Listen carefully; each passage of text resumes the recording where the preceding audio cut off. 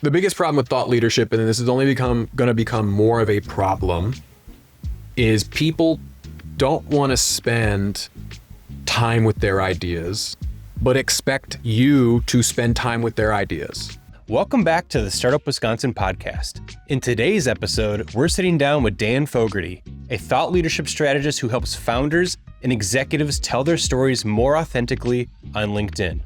Dan's got a fascinating background.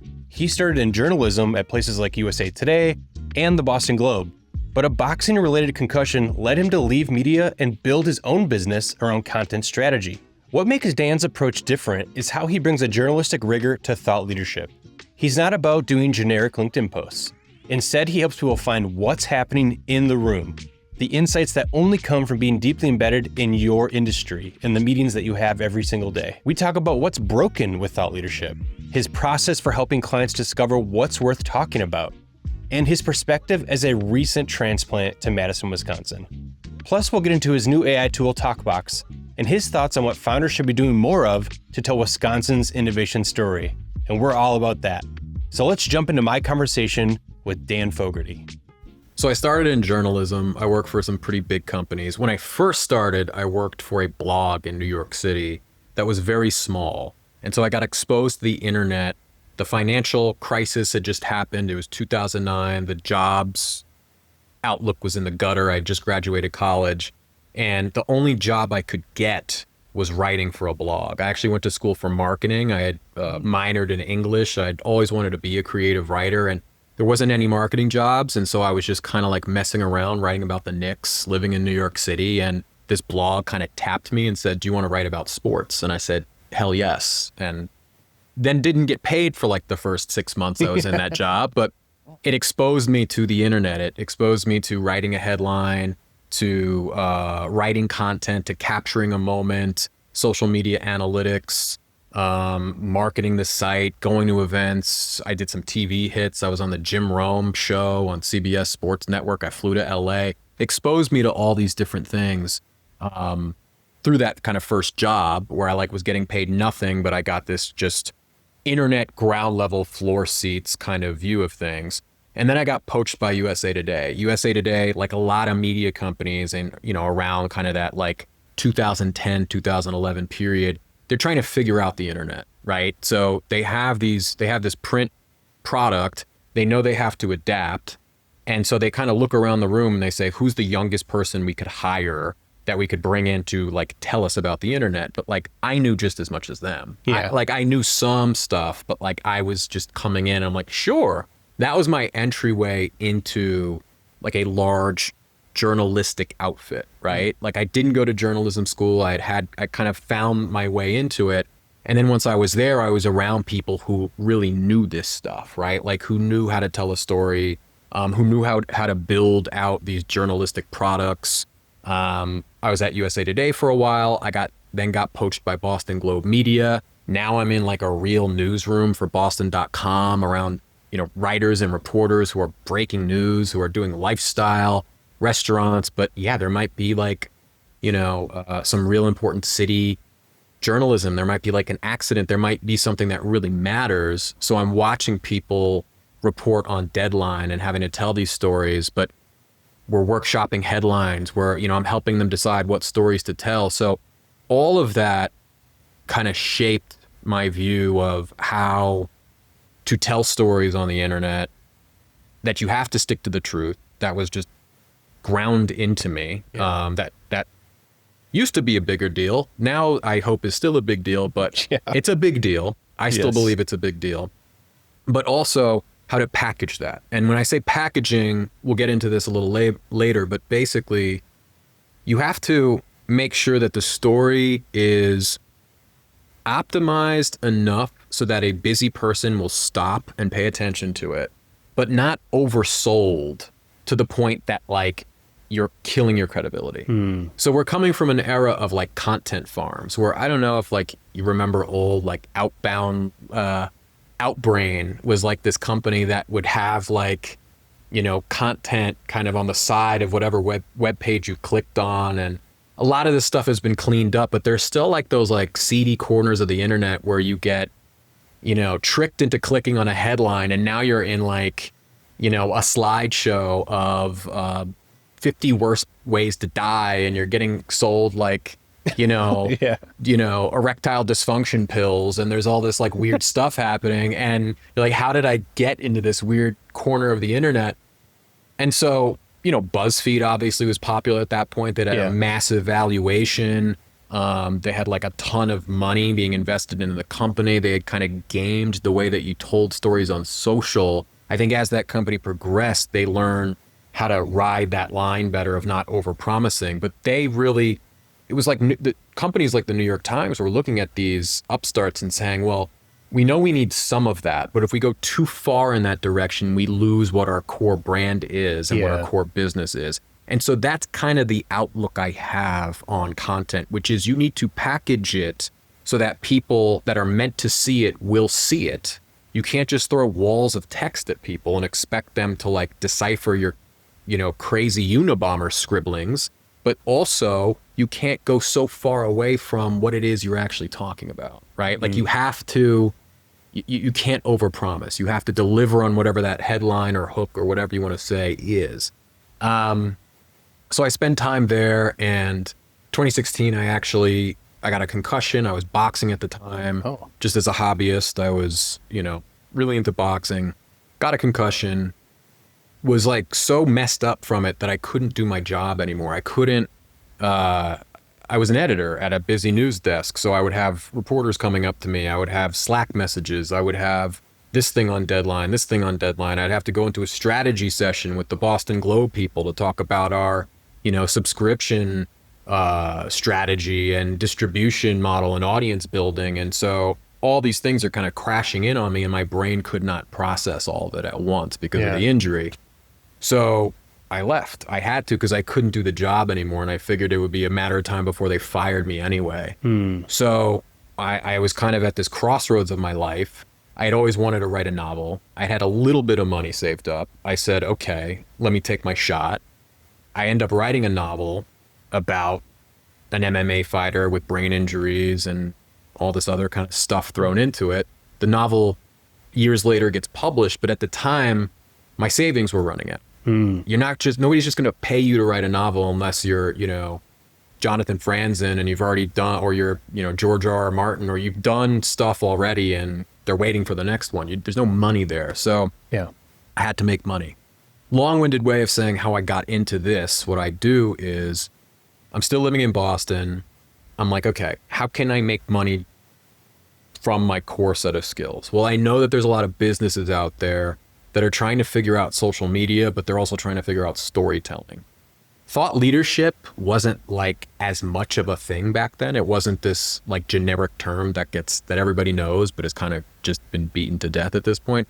But people didn't know what content marketing or any of that stuff really was. But I would essentially go to businesses. I was going to like mom and pop catering companies. I was also emailing tech founders and AI guys from like MIT, like, hey, do you need help writing your blog? Do you need help doing this? Do you need help with your LinkedIn? Do you need help with your website copy? And so that's where it started. And I started getting these little rinky dink jobs and just kind of like $200, $300, $300, $200, $400, like just try to slowly to build that business. Any kind of writing or any kind of content or social media or video that you needed for your business, how could I fit into that? So there's a certain amount of education that happened, a certain amount of selling, but it actually like allowed me to sit with some of these ideas and start to, try to evolve them. At that time when I'm doing this, there is no AI. There's no even really AI transcription. I don't even think Otter existed at that point. And if it did, I didn't even know about it. So I'm literally talking on the phone or on Zoom with these guys. It's mostly guys because it's like tech dudes or rich guys. And I'm talking to them and I'm listening to the conversation. I'm recording it, but then I would have to go and spend 3 hours with the recording to kind of pour over, okay, this was said, and now I'm connecting the dots and I'm creating something. So there was no shortcut. It forced me to build that muscle memory, to build those neural connections with picking that stuff out. And now I've gotten good enough at it that I can kind of run that software in my head as you're talking. Sure. Like with my clients, I can kind of run that program, but do it in a way that allows you to get there. You don't want to short circuit it. I don't want to come in, and I'm sure I'll have some recommendations for content and how to do it and best practices, but I don't want to like be so prescriptive that I'm not going to let people not get to the idea themselves, because people have different ways of communicating. Yeah. So that's basically what turned into this business. It starts picking up steam around 2020. Pandemic hits. I'm like, I had another full-time job as I was doing this on the side. The novel gets published around 2022, but around 2020, I'm like, okay, maybe I go all in on this. Maybe this is like the business I build. Maybe it's not just quite like a freelance side gig and now I'm doing this job. Let me go all in. And I think because of the pandemic and people being at home, they start to understand, wait a minute, LinkedIn is a source of information, right? Like thought leadership is a way that I can meet people, quote unquote, that are running these businesses and understand how they think. And it's not some corporate jargon or some brochure or some like marketing speak that got thrown together by 5 people on a call in New York. This is actually, I'm hearing from the people that are building the thing or selling the thing or out in front of the thing or researching the thing. And that's how you get to know people, right? Like just from this conversation, there's going to be people that listen to me that are going to be turned off. There's going to be other people that are going to be like, okay, some of what he said was smart and he seems kind of cool. Maybe at some point, if I need something, I would want to talk to him about that. That's kind of it. It's like a conversation you have with people. And that's what led me to here. Was there like a specific moment where like you were like, this really makes sense, I'm going to go all in on this direction? I'd worked in corporate, like I was in like journalism and working at these, prestigious publications, but the jobs kind of saddled the line between like helping with the journalistic enterprise and a kind of a corporate junior executive type of thing where it's a lot of strategy meetings and a lot of like getting buy-in and a lot of red tape. And I was interested in how businesses were run, but I wanted exposure to other rooms. I wanted to like talk to other people or consult or do something where I had exposure to other businesses. I had all these things I wanted to be when I was 27, 28 years old. And I wanted exposure to those things. How could I do all of it? And what it started to click for me personally was when I started to talk to people who were from diverse forms of business or who had different types of ideas or different sectors. And I was learning about AI when it was kind of this novel thing kind of floating around. And I was learning about, I don't know, HR tech or, how to run a business and how to build a startup, because I'm talking to these people as they're doing it on the ground floor. I'm talking to these VCs about what they're seeing in the marketplace. That became tremendously interesting for me personally. It sort of became like a mini MBA where I'm getting exposure to all of these types of businesses and all of these different thinkers. That was exciting. I think though the turning point when I realized this is a business really is probably COVID, because people were at home and they spend more time on LinkedIn. They're spending more time on every social media network, but they're kind of getting that like professional fix. You could call it water cooler, you could call it trade talk, panels, that kind of professional connectivity. And I do think people want to learn about industries and learn about their jobs and learn about what's going on. Yeah. That news feed started to become a place of congregation where people weren't just sharing what was happening during COVID, and it became a source of news. And people really started to, because the engagement was high and it was still kind of the Wild West with LinkedIn. At that point, even with the other social media sites, there was still a degree of like, well, if you don't have 50 million followers, this isn't really going to reach anybody, right? Like LinkedIn was still kind of the Wild West at that point. And so people would get tremendous amounts of engagement, whether it was sharing something personal or professional on the platform. And people started to see, okay, well, there's a way to do this where I can authentically talk about what I'm building. And I don't think that means you go full Facebook and you turn it into a confessional. I think it means these are my ideas. These are the ideas that kick around in my head when I'm sitting in that corporate meeting or when I'm running this company or when I'm out walking the dog. and I'm thinking about how this industry is shaped and how it operates and what it's going to look like in 3 to 6 months. And those aren't sales tactics. That's just a window into your brain. And if you can find that, if you can find that lane and you find that place in the Venn diagram between what you care about talking about, what other people want to ingest, and then what has to do with your company or enterprise, and you operate in the middle of that, that's powerful. And that's where I try to get to with my clients, and that's what I recommend to anybody who's trying to do this stuff. You want to kind of become your own publication. You want to become your own journalistic enterprise. Are you an Axios? Are you a BuzzFeed? Are you a New York Times? Are you an Economist? What, Wall Street Journal?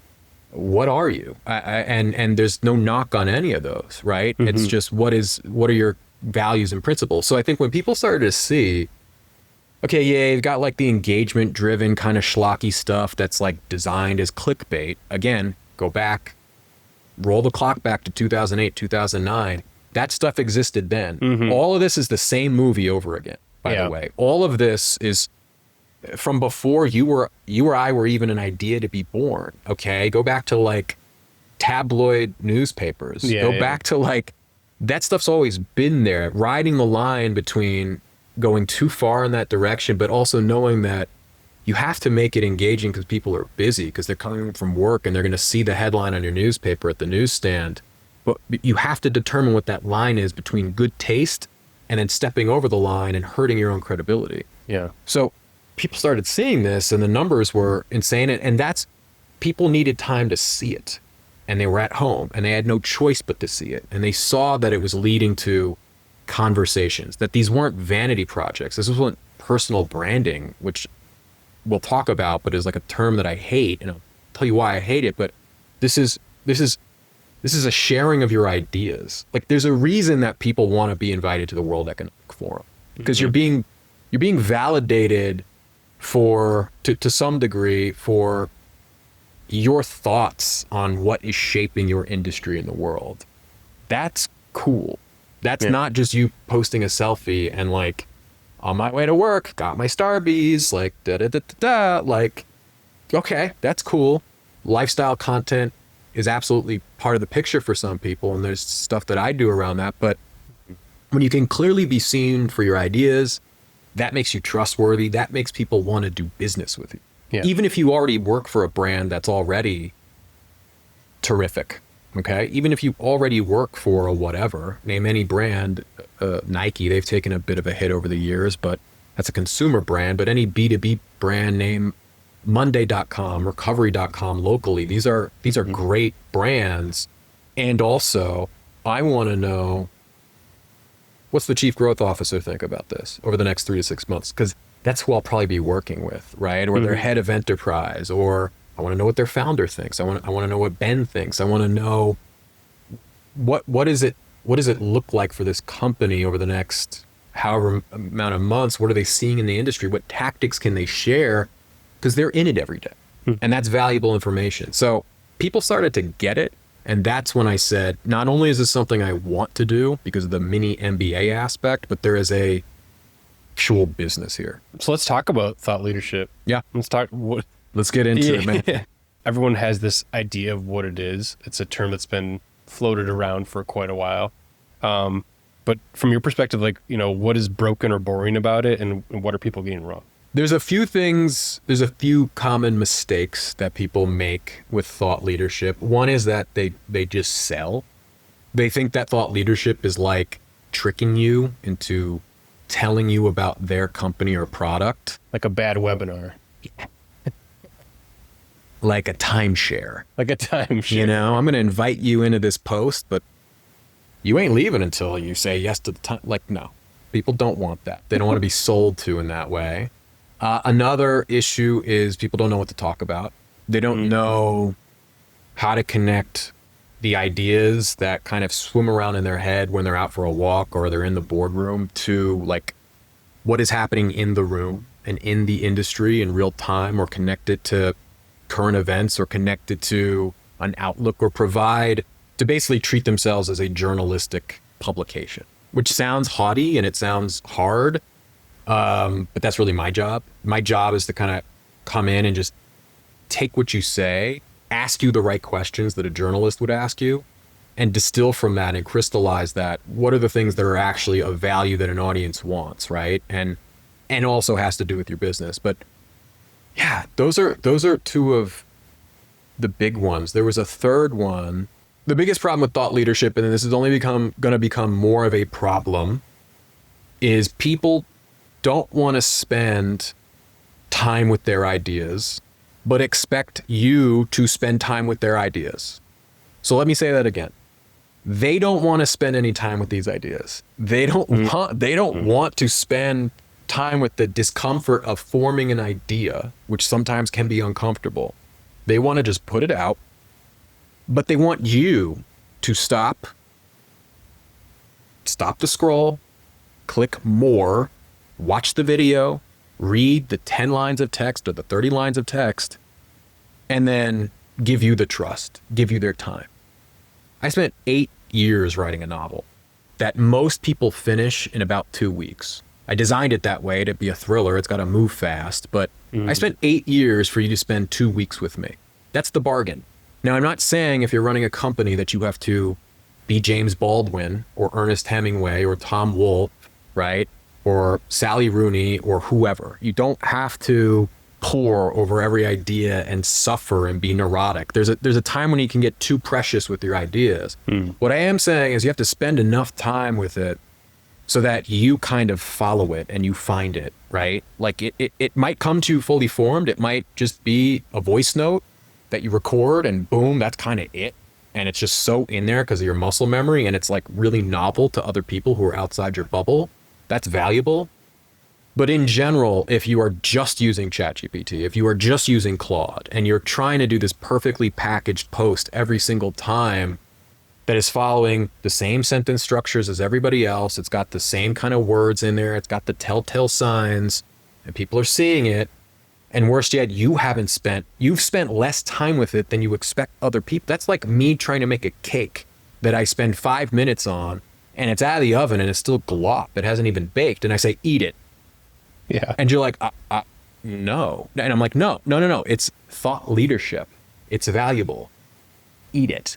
And you're like, no. There's other cake I could buy. I don't understand. Why are you offering me this glop? Yeah. And that's the problem. That's the biggest problem. And it's only going to become more of a problem. So how do you help like a founder, for example, find out like what's worth talking about? It's a great question. So there's certain things. I'm going to give you the process that I go through with clients. And then there are like some other kind of buckets that generally, not all the time, but generally can work. Some other kind of tips, tricks, whatever you want to call it. Sure. So I'll just talk about kind of the generalized tips and tricks first. Look at your Google Calendar over the past 3 weeks. Just open it up. Look at the meetings you had, the conversations you had. Was there anything interesting there? Take time with it. Be intentional, because were you talking to investors? Did you do a pitch? Were you talking to potential customers? Did you have a team call about the product? What was in there? You probably have call transcripts. There's probably stuff in there that you can pick out from there. Now, whenever you do this, whenever you use content from this, you always want to make sure that if it's a call transcript, that the people you were talking to know that it was being recorded, right? You want to kind of focus on what you said. But just as a thought exercise to kind of spark an idea, what interesting things happen? What makes an investor lean in when you pitch? What makes a customer actually kind of light up when you talk about the product? Because a lot of founders have trouble just even talking about what they do. So you're kind of out in the world A/B testing the messaging already. Now you kind of know. Okay, so that's kind of step one. Another thing is just read journalism about your industry. Okay, read. I don't care if it's Wired. I don't care if it's a niche Substack about HR tech. I don't care. Whatever it is that you like, could be Scott Galloway, could be something much smaller and concentrated. Think about it. Listen to podcasts, ingest content around it. And that will start to spark ideas. You will have ideas from their ideas, okay? Like you will start to see, oh, okay, wait, well, Galloway was just talking about this thing happening in the market. Well, actually, like that reminds me of this thing. So that's a great way. I like keeping a notebook, idea capture, or just emailing yourself, like just things that pop in your head. They don't have to be fully formed. I did this when I was writing the novel. I was just like, guy, green shirt, Subway, looks unhappy. That would bring up something for me when I went back later and looked at it. Maybe it was a scene, maybe it was a character, maybe it was a piece of dialogue, maybe it was nothing and I threw it away. But I'm capturing some of those ideas, okay? Yeah. Another thing is if you listen to podcasts like The Daily had a roundtable of business journalists. These are the tippy top journalists, New York Times business journalists. They're talking about the tariffs, when the tariffs are first starting to hit. And they talk about it. Now, these are journalists. They're like by the book journalists. So you can't necessarily say to them, hey, what's going to happen? What's Trump going to do? What's going to happen tomorrow? Because they're going to tell you, I don't know. And it would be irresponsible of me to tell you. And a lot of executives, particularly at larger companies, fall into that boat, right? But what you can do is you can give an outlook for 3 to 6 months and you can couch it. You can say, this is scenario A, this is scenario B, this is best case, this is medium case, this is worst case. You can couch it, but you can do it with a degree of expertise and knowing what you're talking about. By doing that, you are showing, not telling. You are showing them, I know what I'm talking about. And you're not saying, look, I know about supply chain, okay? I know about, if anybody knows about supply chain, I don't know what that impression was. Where did that come from? But you're not just saying, I know this thing. You're showing that you're in the room. You're showing that you know about it. You're showing that you've thought about it, right? Okay, so those are kind of like boilerplate things you can try to do. I would also like just walk outside and record a voice note and start talking. I think that's valuable. It's going to feel super weird, super weird. I think you should do it while you're walking so you don't have to feel the existential dread of standing in a room talking by yourself. That's, this is pacing in circles. In circles. This isn't Taxi Driver, okay? Get out of the house, walk around the block, okay? But you do that starts getting things going. You're going to come out of meetings. You're going to be like, oh, that's something. There's something, or I just had an interaction. People are social. Through these collisions of ideas and concepts, you're going to have things kind of organically happen. Now, how do I do it formally with a client? I sit down with them. We have an hour-long kickoff. And what I do in the kickoff is I say, okay, what are your business goals for the next 3 to 6 months? What does it look like? Tell me about this quarter. Tell me about next year. Irrespective of marketing. Doesn't have to do anything with marketing or content. I don't want to hear how many followers you want or engagement, which is a whole nother conversation.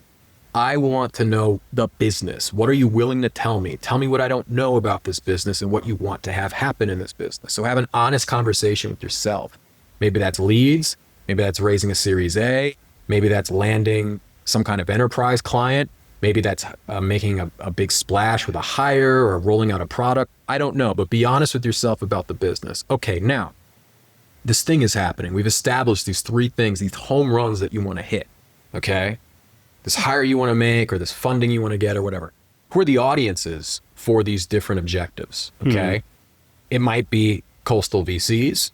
It might be private equity firms. It might be other tech leaders that you want to poach. It might be customers that you want. It might be, enterprise clients that you want to hear your message. Who are these people? It's going to flow naturally from that first question. Get specific. If you can, you don't have to do a full persona exercise, but like, who are these people? You know who they are because you've been in the room with them, probably. Like maybe you've had no contact with them and you've only got some idea, but usually you've like sort of started to pitch to these people already. So you know them. You know their pain points, you know what they care about. Let's have a conversation about that. Then it makes ideating content a lot easier because you know who you're talking to. That's really the central question you always have to come back to. Is who are you talking to? Then it becomes, this is where like I kind of come in and I get you talking about things that we know that this audience cares about, but we're not talking about like how great your product is or why they should invest in you or whatever. That's like, it's too on the nose and people don't want to be sold to and it starts to feel like a brochure. But if you say that you are an expert in manufacturing or you're an expert in staffing in this region, okay, you're an expert in staffing. Let's talk about the jobs report. Just came out last week. What do you see in the numbers? Okay, what are you hearing on the ground from, you hire chiefs of marketing at, high growth startups. That's what your staffing agency focuses on, or you focus on like manufacturing companies in the Midwest and you're hiring for this role. what are the common misconceptions that these companies don't get right when they're trying to hire? What is the playbook for trying to get to this eventuality that you help customers get to? And then people's eyes kind of light up because they realize, oh, wait a second, I'm in the room. I see this stuff every day. I see stuff that other people don't see.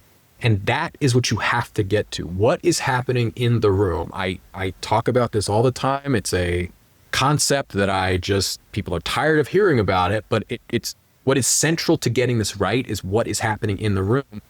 And that's what a journalist does. A journalist takes people into rooms that they otherwise do not have access to. Whether you're talking about NBA trades like Luka Doncic to the Lakers, or you're talking about trade negotiations with China, or you're talking about, DeepSeek coming out and like the uproar in Silicon Valley, what it means for AI, and are we going to still be buying this kind of chip?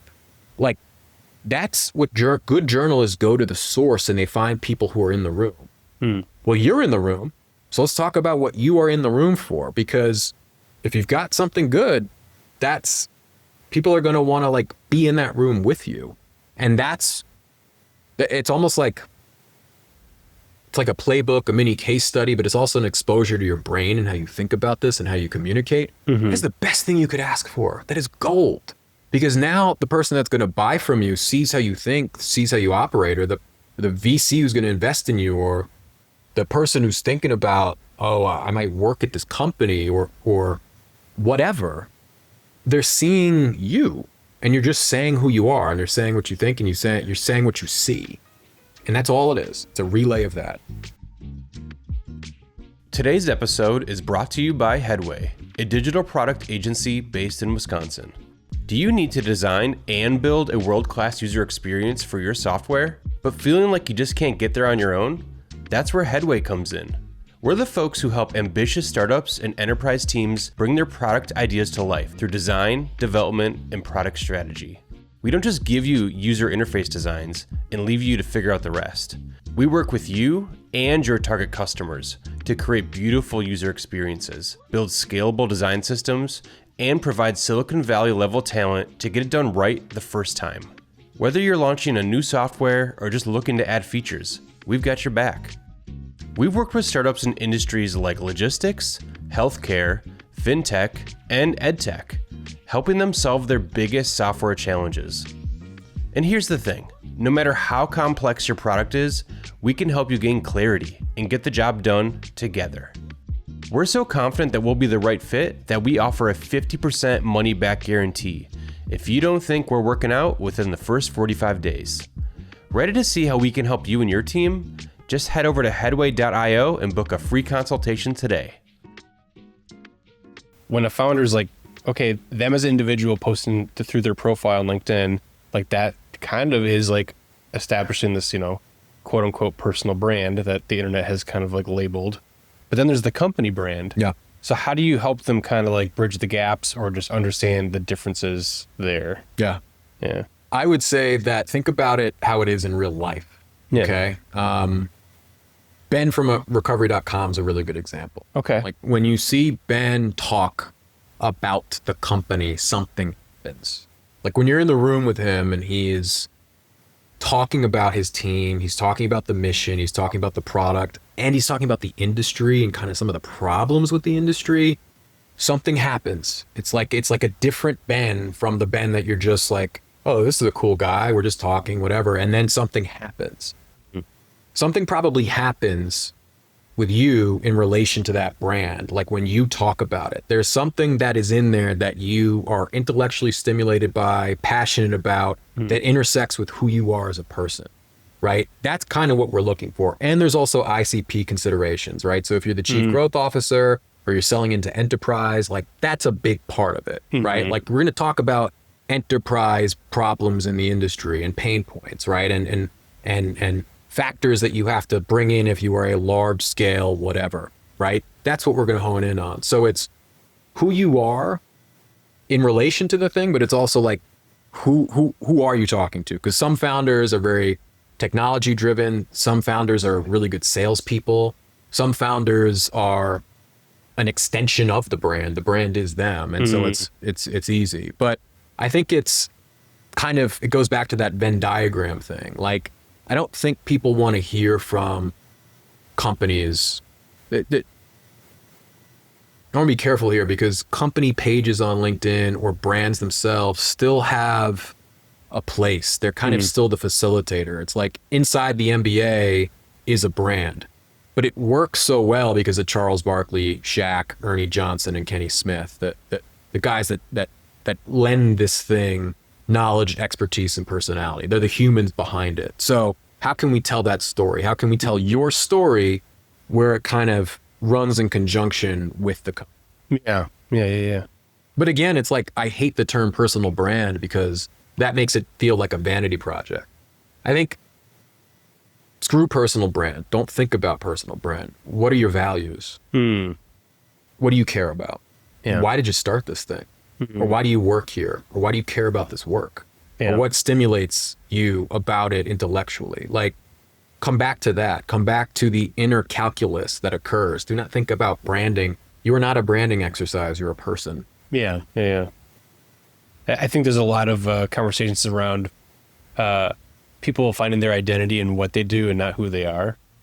And so, like, I think there's a lot of, like, just opportunity. Like, obviously you can talk about skill set and things like that, but there's something to be said about when people just start bringing themselves through in their writing, like their actual, like, feelings about stuff, and how, like, they just, again, it's like that personal perception versus just like me as a CTO versus me as me. Yeah. Like, this is how I really feel about this stuff that's happening versus, like, objectively this, but subjectively that.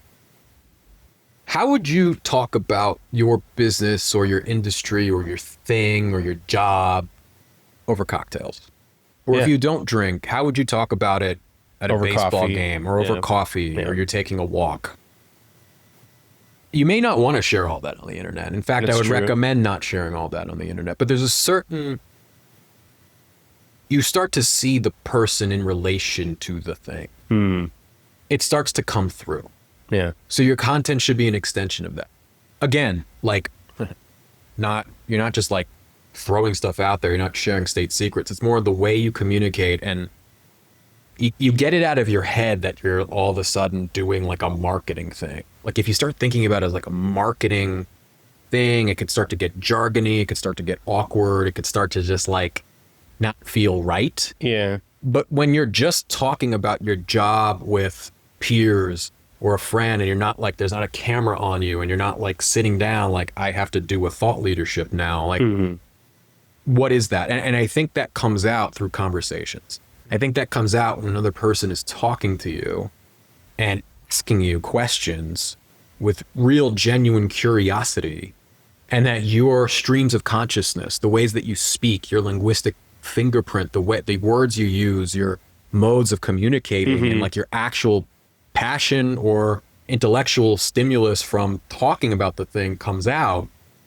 If you can capture that, which is the whole crux of my business, that is kind of what you're looking. That's the personal side of it. It doesn't mean you go full Facebook and you turn it into a confessional and it's all It's just like, that can be too much. That can be too intimate. That can almost feel transactional by way of intimacy. You don't want that. This isn't about manipulation. This is about really actually talking about the thing conversationally. Conversationally doesn't mean dumbed down, by the way. Conversationally means comes out of you, right? It's real. How can you do that in an intellectually sound way, in a professional way, but kind of toe that line? Yeah. It just makes me think about, because you were sharing, it's been a little while since you first shared it, but speaking of conversations, the AI tool that you're kind of working on with some of your clients and that you're building is exactly leveraging like that kind of like approach. Like, okay, we're going to have a conversation, and this tool is going to help us figure out like what stories or what angles can we pull out of this conversation? Like, where's your story within all this stuff, or what can you produce for content in this quarter from all this conversation? Do you want to like maybe share like how you approach that, or like how the idea came to be? I'm kind of curious. Well, like most people, when AI first came out, I said, how can I get rich? How can I not have to work anymore? How can I make this machine do everything I do? So the idea started from that extremely selfish idea, that line of thought. And I just moved to Madison. I was in the level set program at Starting Block. And I was like, okay, I think the thing I want to build is just an extension of me. It's AI, but can I use all of the journalistic expertise I have, the way that I ask questions, the kind of the formats I have, the kind of kickoff format, and then I kind of segue into this, and I've got this module, and I have this process. How can I put that into an AI? Because then I want to scale my business, right? Mm-hmm. And I think what I learned in my customer research, talking to clients, talking to people in the field, talking to people I've never worked with before, is that you could build the best content tool on the planet, best marketing tool on the planet, and there is an audience for it if they're just using it one-to-one. But most people want an expert in the loop. They want an editor-in-chief of their newsroom. Mm-hmm. So if the AI is doing the busy work, like it's taking what we talk about and it's turning that into a post, you still want that editor-in-chief to be working with you to say, well, I would take out this part, I would take out this part, I would reframe this part. Mm-hmm. So it's called TalkBox. TalkBox is a tool where I'm talking to you, we're in a Google Meet, TalkBox is running, we press record, it records, I just have a conversation with you. I ask you questions, I go through my whole process, I ask you questions a journalist would ask you. And then TalkBox, because we've programmed it with prompts, all my prompts built up over the years on the back end, it generates a draft of a LinkedIn post, a Substack article, any piece of written content you want, even business books. You could start to experiment with that. And it should be 95% of the way there. Sometimes it's 100% of the way there. But you still want somebody with you to A, get those streams of consciousness out of you, but B, to kind of like walk you through it and tell you like, no, this is good. Or I think we should flesh this out a little more. Kind of be your content strategist on the back end. Kind of be your journalist on the back end. Now, I think there's going to be tools that, in fact, there are some tools out there that you can use on a one-to-one level that you just talk to, and the AI asks you questions. There's a conversational element, and you use it. I think that's great for a lot of people, for a lot of solo founders, for people that kind of understand content already. Yeah, that's a great tool. I think there is a large swath of people for whom they still want humans in the loop. And I think in general with AI, that's gonna be the case. You're gonna have an addressable market that is cool with just using this health tech feature, this content feature, this marketing thing, this coding thing by themselves, because they either have some institutional knowledge or they're comfortable with just doing it. Yeah. There's plenty of people out there. And they have taste. Or they have, and I think even the people that want a person there have taste, but they may not have the institutional knowledge, or like they're probably going to want a therapist working with them on the AI tool. They're going to want somebody who understands development and coding to like be pulling the levers and knowing what buttons to press. And I think with AI in general, that's going to be a pretty big market. And so that really is how I approach this thing. Yeah. And building out TalkBox. I think when you're talking about software, obviously the product itself is going to matter a ton. It's number one. But so is data. So is kind of the lead you've built already. But so also is relationships. Relationships matter. Face-to-face relationships matter. The feeling you get by talking to another human being matters. How can we maximize that and maximize the expertise that people have while also maximizing the AI doing the busy work? So Dan doesn't have to go home and like listen to the recording and like pull out the threads pre-otter, pre-transcript, right? Those are the products I'm excited about. Yeah. I'm actually kind of curious, just because your background's in writing, like how do you feel about just like, I mean, obviously it's nice when you don't have to do the busy work, but do you feel like I'll never let AI replace like me doing writing as a practice? Right. Yeah. There are certain things that are off limits. Yeah. Mm-hmm.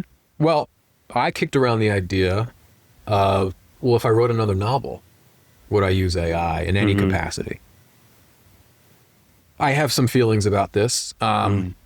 I think for one, certain things are untouchable, not because there's necessarily a boundary, but because the machines can't get to it yet. And I think if you go back and you read James Baldwin, who is pound for pound, I think the best writer that's ever lived, and you look at the way that he communicates and then he writes, some of it is style and technique.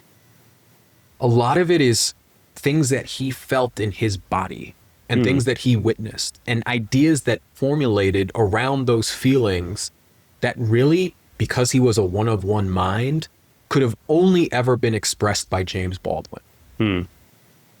That is what makes really, really great. I hate even using the word content, like within James, around James Baldwin's work, but like any kind of like great movie or even a great newspaper article has a sense of time and place and feeling. You could read some kind of, even going back to the NBA trade example, like you could read an ESPN article about the Lakers GM and the Mavericks GM kind of cooking up this trade, and it starts like in a coffee shop in Dallas, and that's a sense of place and like the feelings and the anxieties and the things around this.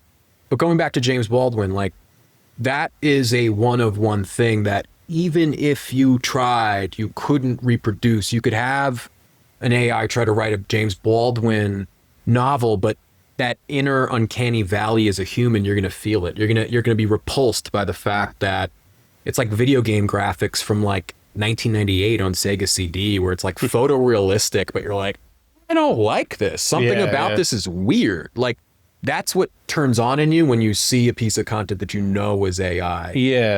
At the same time, I do think there are going to be works of art, Star Wars movies, but even like The Brutalist was an Academy Award winning prestige movie that had AI generated buildings in the background because it just would have cost way too much to have that detail otherwise. So I think there will be high level artists that use AI to do some of the busy work because they understand those processes of like maybe research or details, or I have a setting in upstate New York. Let me quickly research all of the types of trees that exist in upstate New York. So as I'm writing backdrop copy around this, like kind of setting the scene of the scene, I know that it is accurate. Or let me run my work through the AI to make sure that, all of that the seasons line up, and that when I said a scene was set during the day, I didn't say that later on it was at night, or that this character had red hair and later on it had black hair. There's like a certain amount of,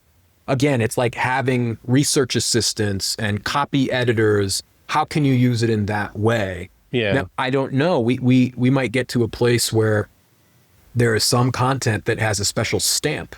There might be movies produced in Hollywood that there might be a committee that awards a certain kind of stamp to movies that are 100% organic. Just the same way we have organic food. There are certain novels, movies, high-level art that is 100% organic and gets that stamp. If you're the brutalist and you used AI to do some of those buildings in the background, tough luck. Sorry, I know Adrian Brody's in the movie, but no, it doesn't get the stamp. So I think there's that aspect. I also am interested to see in how more IRL stuff, culture, people might start to come back to that.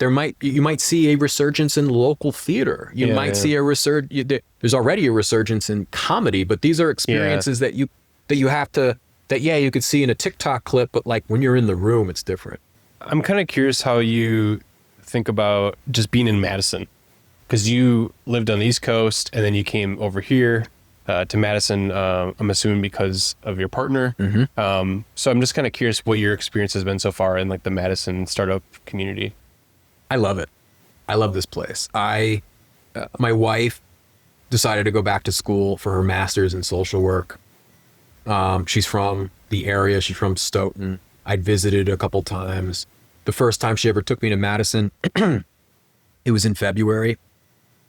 She took me to a GameStop in a strip mall. And I said, never again. Don't ever take me back here. I was like, this is like a bad part of New Jersey. I can get this at home. Do you need any water? No, I'm okay. Okay. Just brings back memories. So, but once we made the decision to move here, I knew I wanted to try because I had spent time in Boston.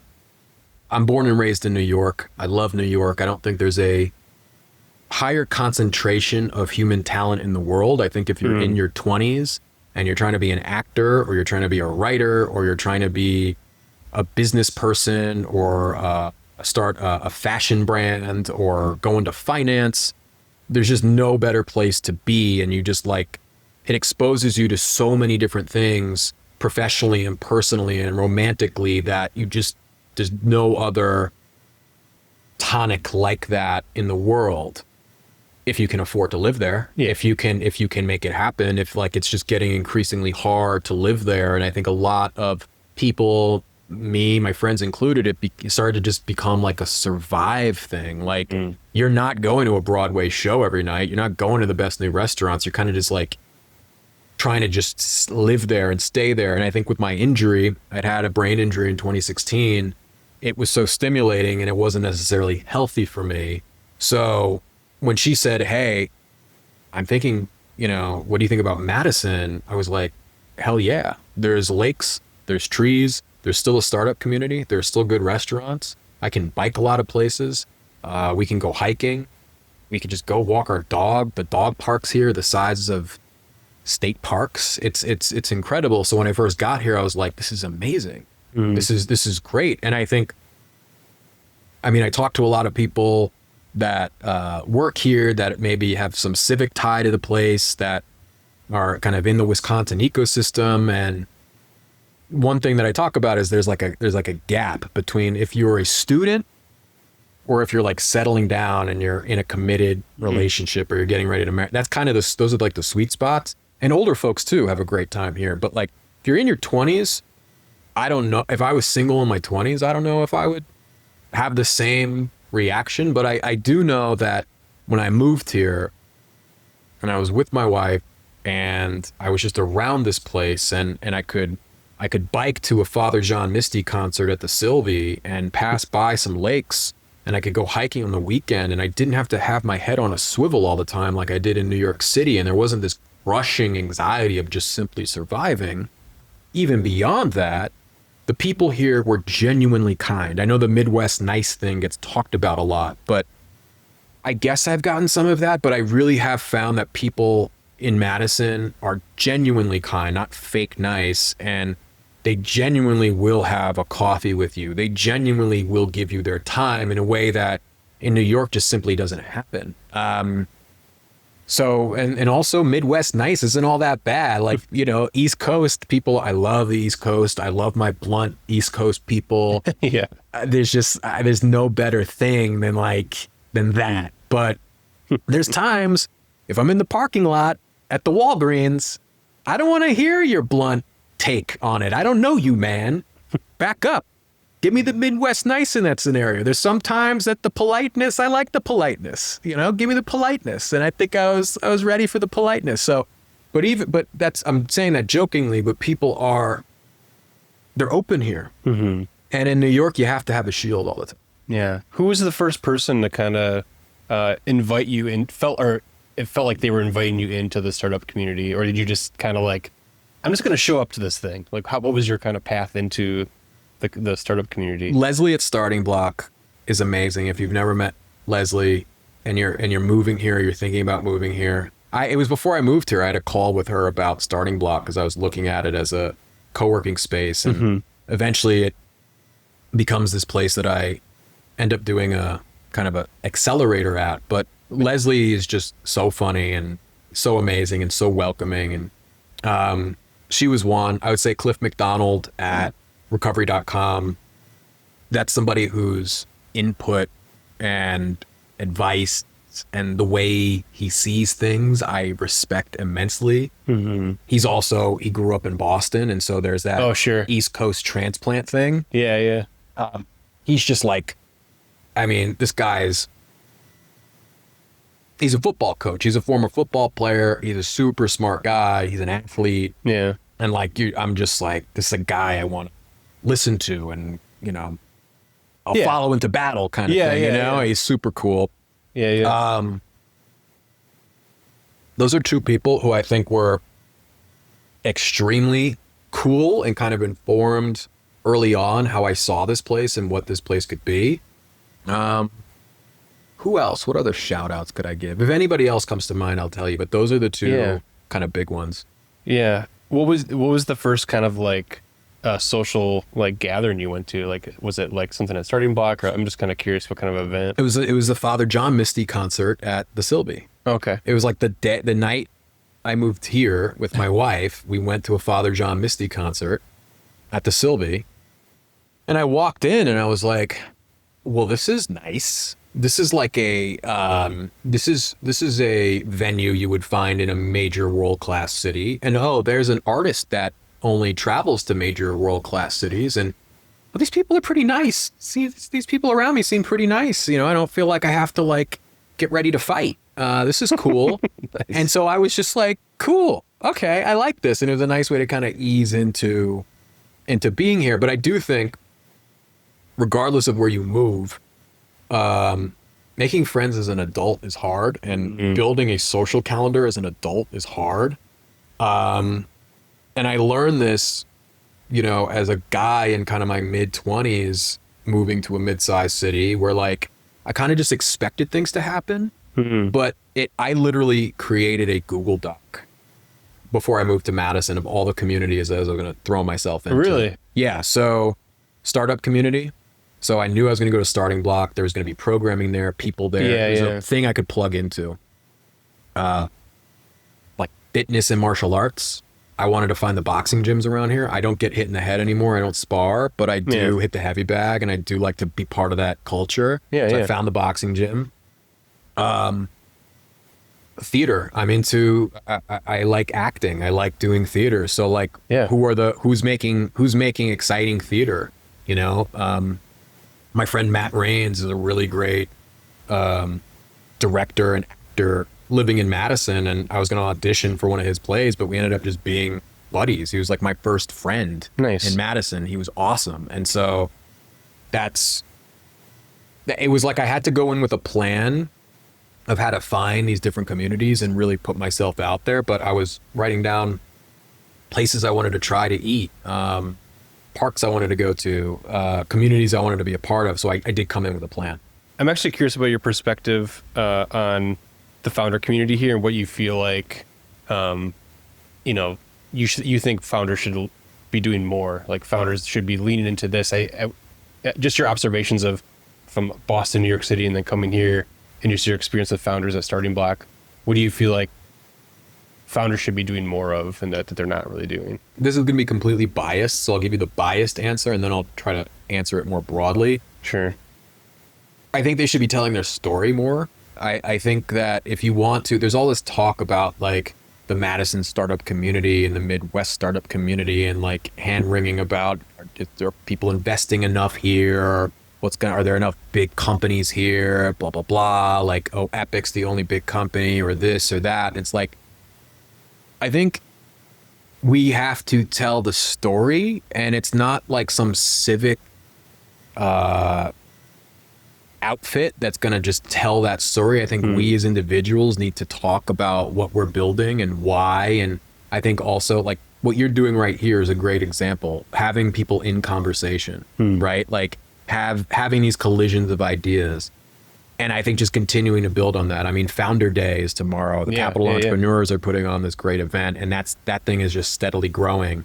How can we just continue to build these spaces where people can collide? And then how do we amplify the story, and not in like a salesy brochure type way, but in a way that's like, this is just what's happening. This is just what's happening. This is just what's happening. Now, a bunch of other questions about like capital and large companies and just all that. There's even broader questions about Madison, the city, right? Like, what is the city going to look like in 5 years? What is the city going to look like in 10 years? Oh, is it going to be like Austin or like this or like that? Like, that's like a popular talking point, but there's all these issues with housing. And this is coming from somebody who loves the place. I think people in Madison need to decide. I don't know how you do that. I think you just kind of come together. But like, if you don't decide what the city's going to be, it might be some like tech boys fever dream, or it like with just like tons of apartments and co-working spaces that look like bad WeWorks, and then the soul of the place dies. Or it might look like just nothing, like nothing happens, and like people get like, there's no new housing, people don't get built, and like the NIMBY crowd takes over, and like there's this, I don't know, I'm not saying anything is bad or good. I'm just saying that if you don't decide what your city's going to be, because I do feel like the city's at an inflection point, it's just going to happen. And somebody else is probably going to decide that. Developers are going to decide that. Tech people are going to decide that. I don't know, like people who are involved in the civic side of things. I don't know too much about that, but they're going to get involved with that. So I do think that there's kind of a inflection point for this place. And what I hope is that we lean into this. I'm a total newbie. I am a evil, bad, dirty coastal city slicker. Okay. So take this with a grain of salt. And by the way, when I moved to Boston, I was like, well, this is how Boston should do. If you want to piss people off, have a New Yorker come into Boston and start talking about like the way things should be. I learned my lesson, folks. It's not going to happen again. But But I think, how do I want to say this? Like, you have things that only you have. You have an isthmus. You have lakes. I think it's the only city on an isthmus besides Seattle.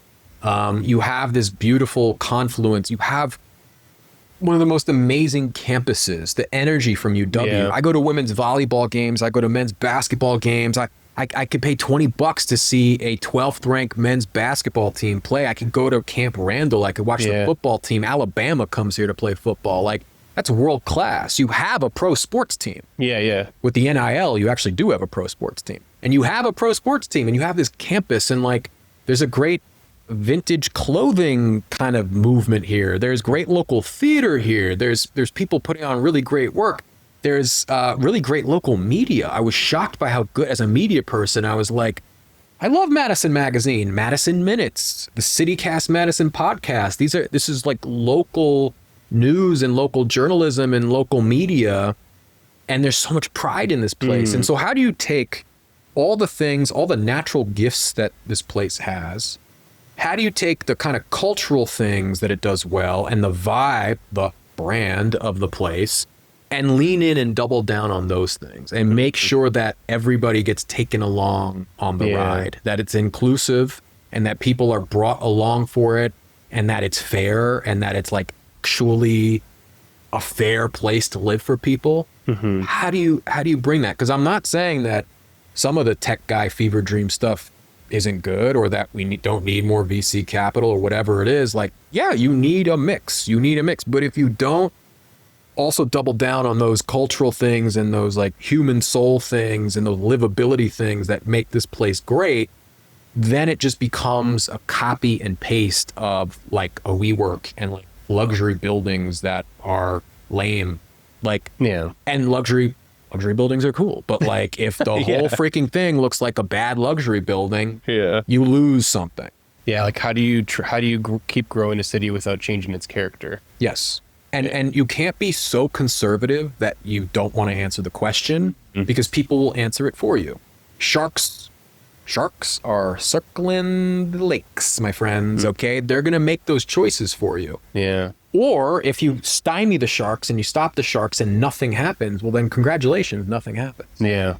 So I don't know. And I'm not one to say this needs to be New York City, that you need like, you know, industrial style warehouses that like look like they're from Berlin and we're playing tech music at 2 a.m. That's not what I'm saying. This doesn't need to be an oasis for 25-year-olds. That's not what I'm saying, right? I like my peace and quiet. What I'm saying is take what you do well already, which are so many things, and the things that I mentioned, which is only a slight piece of it, and double down on those things, invest in those things, and make sure people are brought along for the ride. Don't leave people behind. You said a lot today. I'll be running for mayor. So how do people, find out about you, the services you offer? Just give us the rundown, how people can get in contact with you. Yeah, go to IamDanFogarty.com. I am Dan Fogarty. That's Fogarty with an A. I think probably the best way, though, that's if you want to work with me, great. Just follow me on LinkedIn. I talk about a lot of this stuff on LinkedIn. I share best practices for storytelling for businesses, thought leadership, all that stuff on LinkedIn. So follow me on LinkedIn. It's Fogarty. Send me a message if you want to talk. Open book. All right, cool. Thanks again, Dan. It was good. Thank you, Jacob. All right. Thank you, team. Thank you, team. Thanks for joining us on the Startup Wisconsin podcast. Want to support the show? Don't forget to subscribe and get updates. If you're feeling generous, you can share, rate, and review our podcast to help others find us. All right, folks. Until next time, let's keep moving Wisconsin forward.